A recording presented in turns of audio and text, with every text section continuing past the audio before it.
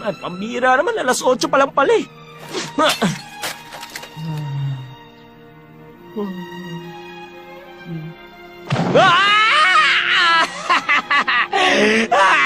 Hindi ako makahinga! Ay, sakit! Ikaw kasi, hindi alas 8 pa lang, kundi alas 8 na pala. Teka, sandali! Nakauwi ka na pala! Kararating ko lang. Pasalubong ko sa'yo yung pakwan. Huh? Gusto mo ba ng almusal? Ipaghahanda kita, Suichiro. Ano naman ba nangyari sa inyo, ha? Ako na bahala sa almusal ko. Magpahinga na ho kayo. Ayos lang ako, anak. Oo nga pala, Suichiro. Ha? Umamin ka. May napupusuan ka na bang babae? Oo. Nahahalata ko yan.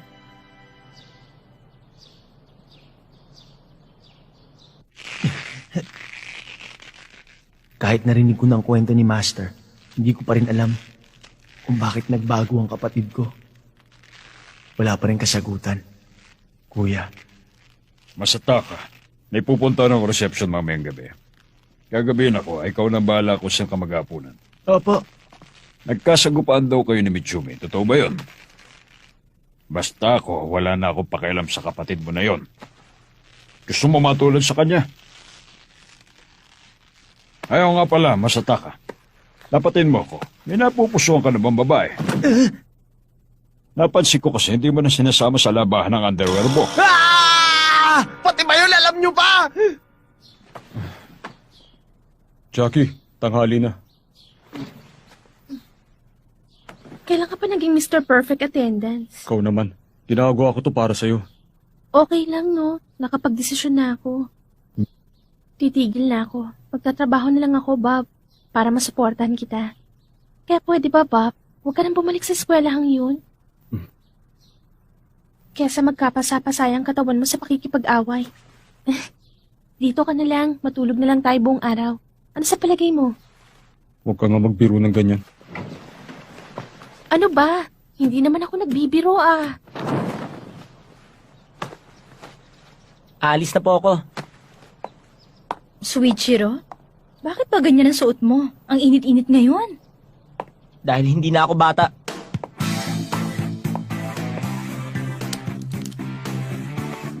Bob, saan ka ba pupunta? Babalik ako mamaya.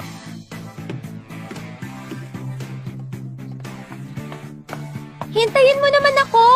Ate, sandali lang! Ang bagal-bagal mo kasi, iwanan kita dyan eh. Ang bihira, wala ka nang ginawa kundi matulog. Si Masataka ba yan? Grabe naman, napaka-cute niya.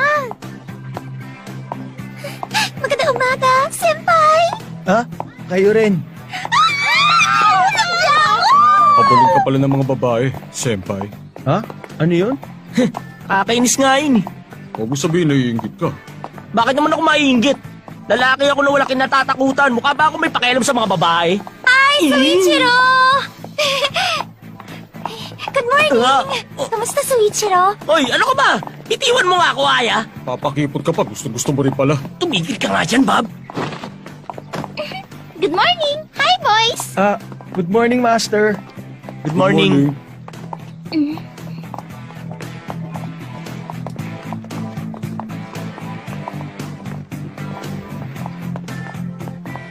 Ang Chukenbo Club? Yukenbu? Balita ko, yung 5 yan ang tumalo sa 200 tao. Pero wala kasi itsura nila yung magaling lumaban. Hindi siya sexy ngayon. Batang anyon na naman. Kilalang kilala na tayo ng mga tao dito, no, Bob? Oo. Ibig sabihin lang yan, dadami ang mga taong hahamon sa inyo. Mula ngayon, mapapalaban na kayo, mga bata. Tingnan nyo!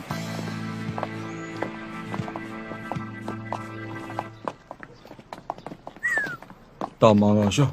Magiging abala tayo sa kakalaban sa mga yan. Miss Natsume, pwede ka ba makausap? Magandang umaga sa inyo, Todo Hanshi. Sino naman ang matandang yan? Sira, Hansi yan. Ibig sabihin, teacher siya sa eskwelaang to. Importante bagay ito. Sana mapagbigyan mo ako. Huwag niyo akong alalahanin. Tara, Hanshi. Ay, oo nga pala. Mga bata, may importante akong sasabihin sa inyo. May meeting tayo mamaya. Pumunta kayo, ha? Oh?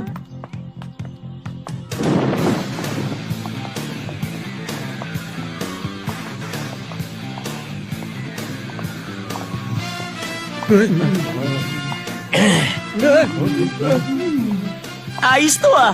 Takot silang lahat. Kahit mercer lang tayo, tingnan mo naman. Walang gustong bumangga sa atin. Bigatin na tayo. Pwede ba tumigil ka nga dyan? Swerte mo naman. Mukhang may natitira pang tao sa eskwelahan na ito na hindi natatakot makipag-away sa atin. Oo. O ayan, nagumpisa na. Ang bata na yun ay tatanggap ng mastership sa Hokushin Ito sword fighting style. Ang pangalan niya yata ay Kanakita. Siya ang pambato ng Kendo Team No. 3 ng Todo High School. Kalahati ng Kendo Team No. 3 ay na-hospital dahil sa nangyari sa bowling alley kamakailan lang. Kaya gusto nila makaganti sa dalawang batang yon. Maraming club dito ang gustong gumanti sa kanila.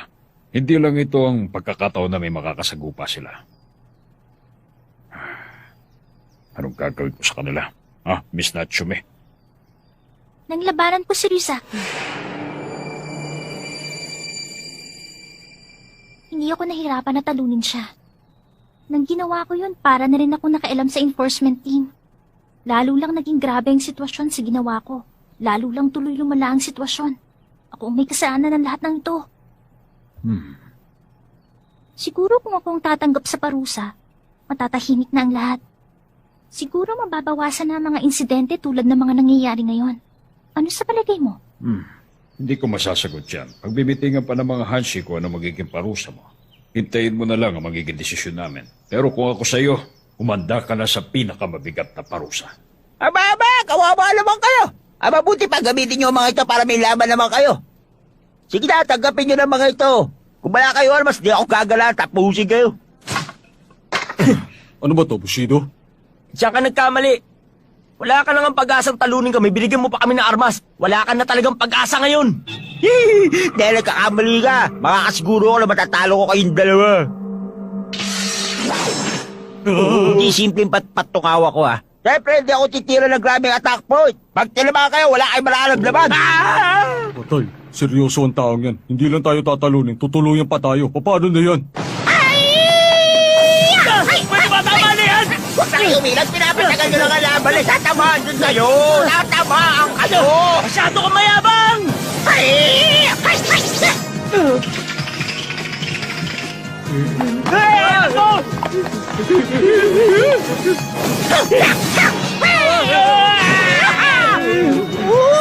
Ichiro! Hindi ba nagsanay ka para lumaban sa mga katulad yan? Labanan mo, malidong yan! Anong malay ko dyan? Ikaw ang lumaban! Sira ka ba? Mas lalo kung walang alam dyan! Gamitin mo yung alam mo! Yung long range attack mo, gamitin mo sa kanya! Oo nga, no. Pero kailangan ko ng konting oras para makaipon ng enerhiya. Kung gagamitin ko ang ataking ito, kailangan mo muna siya labanan, Bob, para hindi siya makalapit sa akin. Oo.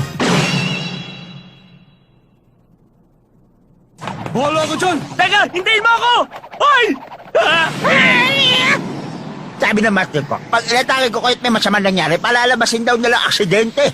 Pero mabait naman akong tao eh. Sa braso lang kukunin ko sa'yo. Lagot ako. Seryoso talaga, mali. Patay! Soichiro!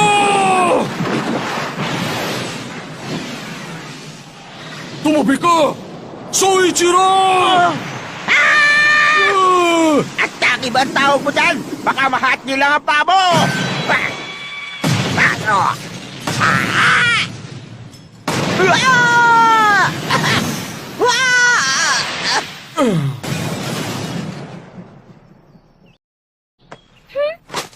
Very good. Kahit espada pang ginamit niya sa dalawa, nakontra nila yon gamit ang jet puwersa. Nabaliwala ang talim ng espada niya. Grabe, tibay ng Imposibleng sapatos mo, umubra ang Bob! espada ni Kahit Kanakita espada, sa di sipa na sinali ginawa ni mo. Makihara. Binili mo sa Marikina? Binili mo na magbakasyon ka sa Pilipinas? Ganun ba? Naintindihan ko. Napagpasyanan ng mga hanshi ang parusa mo. Baka pagsisihan mo ito. Patawad sa gulong ginawa ko. Maganda ang pagtrato niyo sa akin, Hanshi. Miss Natsume.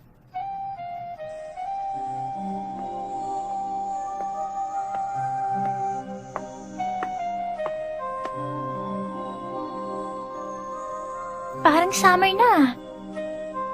Malapit na ang preliminary fights. Saka malaki na ang improvement ng martial arts ng mga bata. At hindi akong dahilan kaya gumaling sila. Nakatagal sila sa dami ng laban na pinasok nila. Ang mga laban na yun ang humasa sa kanilang abilidad at pinalakas ang kanilang katawan. Masakit man sabihin pero kung napaaga lang ng dalawa, hindi, kahit napaaga lang ng 1 taon ang pagpasok ng dalawang yun sa eskwelahan ito, baka naging iba ang kinalabasan ng mga pangyayari.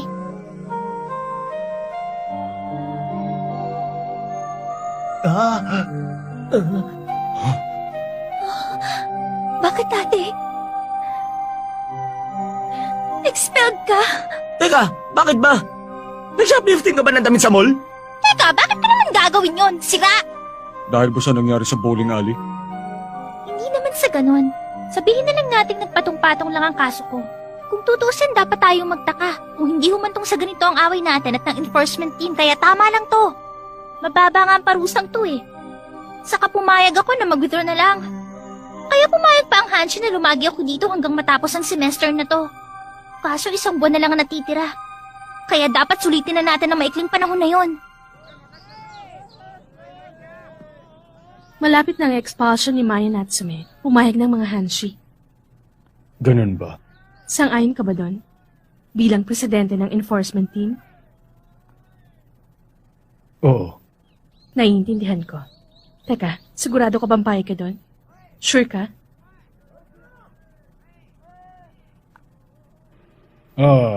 Ang Dart of Fighting Style. Ito ang kinikilalang pinakamatandang martial art sa bansa ng Japan. Ito ang pinagbabasehan ng mga martial art na na-develop pagkatapos niya. Ang Kehaya Style at ang mga ginaya sa Kongo Tayo martial arts ay nadiskubre sa Kojiki region. Kaaway sila ng Daito Style. Inaanto ka ba sa lecture ko, ha, bata? Ngayon ka palang yata pumapasok dito sa klase ko. Tapos tititig ka lang sa bintana. Ulitin mo yung sinabi ko kanina. Pasensya na, hindi ko magagawa yon dahil hindi kita pinakinggan. Tingnan mo, dahil sa'yo may nasirang pag-aari ang eskwelahan, lagot ka. Sige, subukan mong magpakapilosopo sa akin ngayon. Gusto mong gawin ko sa mukha mo yung ginawa ko sa lamesa? Sir, baka pwedeng alisin niyo yung kamay niyo sa mukha ko. Yung kamay niyo kasi, amoy tinapa.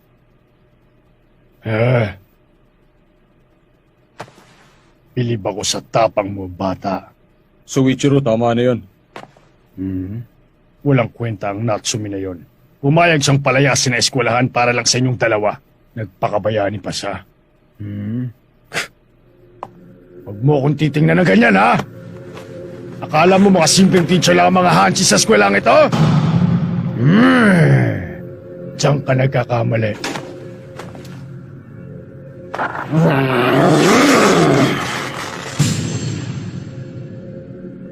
Kaya ko rin yan! Tama na yan, Bob. Di mo kayang palakihin ang katawan mo ng ganyan. Sandali, sir. Totoo ba yung mga sinasabi mo?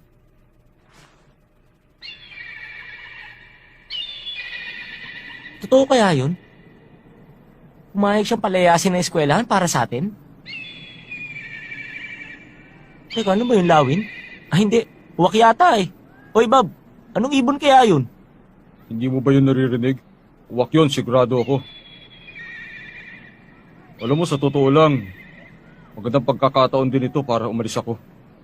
Natatakot na rin si Jackie para sa akin. Ayoko na nga siyang iwanan eh. Nakakaya naman kung aalis ako. Hindi nga akalain ng mama ko na matatanggap ako sa malaking eskwela ang katulad nito eh. Nung dumating nga yung sulat na natanggap ako, magdamag na umiyak yun sa tuwa. Pero maganda pa rin tayo. Matagal ko nang pinaghandaan nito, Bob.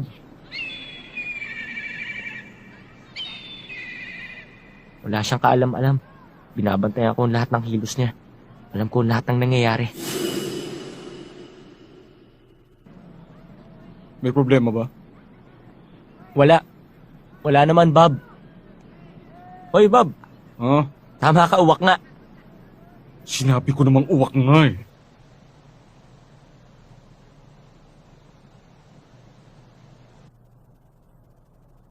Kuya, tapatin mo ako. Galit ka ba sa akin? Pinalampas ko ang pagkakataon. Yun na sana ang tamang pagkakataon para tapusin siya. Kaso, hindi ako makagalaw nun eh. Patawad, kuya. Ginawa ko na ang lahat nitong nakaraang 2 taon. Pero mukhang hindi kita maipaghihiganti. Sa palagay ko, hindi ko talaga kayang talunin si Mitsumi.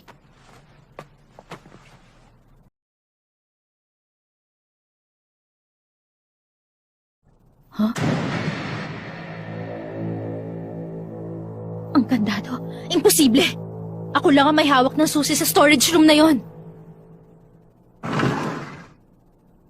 Ano kailangan nyo? Wala kayong kadala-dala, ha? Aray! Aray! Tayo pala Itong dapat official na headquarters ng enforcement team. Tama ba ako? Huwag niyo naaksayin ng panahon namin. Basta tawagin niyo ang bossing niyo, hindi namin kayo sasaktan. Mukhang hindi sila susunod sa mga gusto natin. Kala mo, Kung ganun, pagpraktisan natin sila.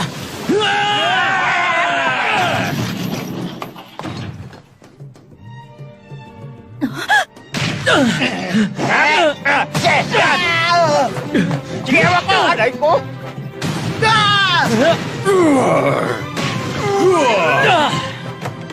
Aray! Ayo, ingay-ingay nyo ah. Paano ako matutulog ng ganyan?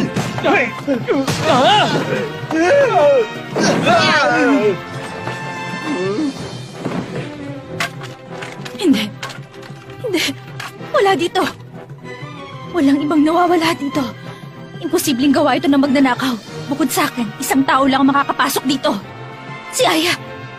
Ano kaya ang naisip nun? Bakit niya kinuha ang espadang yon?